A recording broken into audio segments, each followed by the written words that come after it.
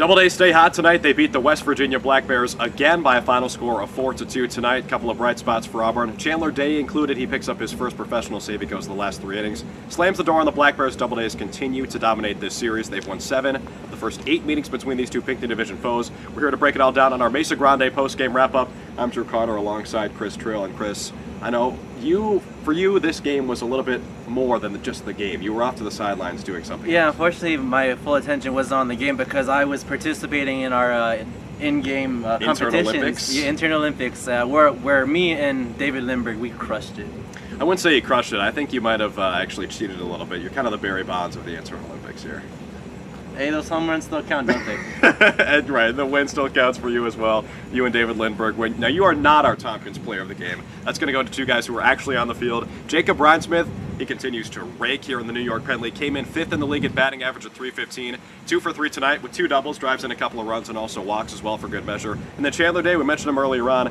He pitches the last 3 innings, gives up just 2 base runners in the 7th, 1-2-3 in the 8th, 1-2-3 in the 9th. Those 2 guys are going to have to split our Tompkins Trust player of the game. Yeah, Jacob Rhinesmith batting .298 for the month, which is actually lower than his average. Yeah. So which is crazy. just imagine it's June. And then right. Nick Perkins. Yeah. 7-game hit streak, as you said, amazing. Since you mentioned on the broadcast he ingested a little bit of peanut oil and he's apparently allergic, so good for him. Good for him. Yeah, Perkins is our new core heat check. I think his toilet might be feeling the new core heat check right now. But Perkins is on a 7-game hit streak now. And speaking of guys who maybe have seen a dichotomy between their performance, how about Nick Perkins? Just 8 days ago, this guy was batting .136. He crossed the Mendoza line. He's now up to around .230 after 2 more hits today. This guy's on fire.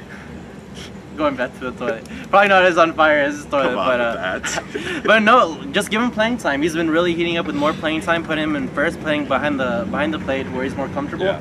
Just keep on feeding him those pickles too, you know. And maybe that'll heal his tummy. Well, he was working in concert with the starting pitcher today, Tim Cate, who goes 5 innings for the first time as a pro, picks up his first win as a starter, moves to 2-2 on the season. Cate goes 5 innings.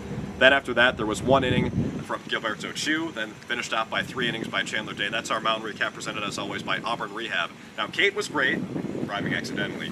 Day was solid as well. But then the guy who's forgotten is Gilberto Chu. Only goes 1 inning, but it was scoreless. And Chu's a guy who also struggled at the beginning of this year, but has been pitching well lately. Yeah, it's good seeing good results from Chu. He was here last year, so it's good seeing better results this year. Our Montezuma Winery Series update. Doubledays take the first 2 from West Virginia. They couldn't finish off the sweep against Connecticut last time out. Tigers came back and blanked the Doubledays 2-0 in Game 3. West Virginia is a team that the Doubledays have owned, and it's always kind of nice to sort of get those bats right against a Black Bears team that really struggles to pitch. Yes, it's fun to see that consistency, and as mentioned earlier, we got off on that 9-game win streak against the Black Bears, so who knows what's in the cards. Yeah. Right, now we take a look at our Wegman standings, and we've got breaking news. Can we get a little...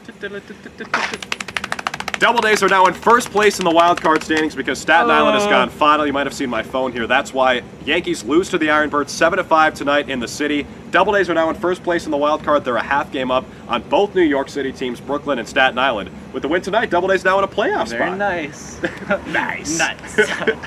But it's good. Now the Doubledays just focus on maintaining that lead, and since you don't have to worry about the wild card anymore, just focus straight on the division now while trying to nurse that lead in the wild card. Yeah, 100%. So Doubledays win tonight by a final score of 4-2. We wrap it up now with our active physical therapy. Keys to the game, taking a look at what we laid out before this game began. We know Bears hate noise, so our key to the game was make some noise, and you were going to get an assist from Perform for Purpose. Thank God they were here, because it's always a good night when Perform for Purpose shows up. Doubledays certainly make some noise. They cluster those hits again. Yeah, no, we might have to get our statistician to look up those records when they're here, but the bats, well, even without Perform for Purpose, they were making noise. They're making some nice hard contact, and you can see on the scoreboard. Absolutely. Doubledays win by a final score of 4-2 tonight over the Black Bears. They're back at it tomorrow at 6:30. Actually, interestingly enough, a Vandy boy finishes the game tonight, Chandler Day. A Vandy boy starts tomorrow. Reed Schaller makes his NYPL debut for the Doubledays tomorrow. 6:30 first pitch as Auburn looks to wrap up the sweep against West Virginia. We'll see you then. Thanks so much for watching tonight. Chris Trill, I'm Drew Carter. Go Doubledays. Vamos.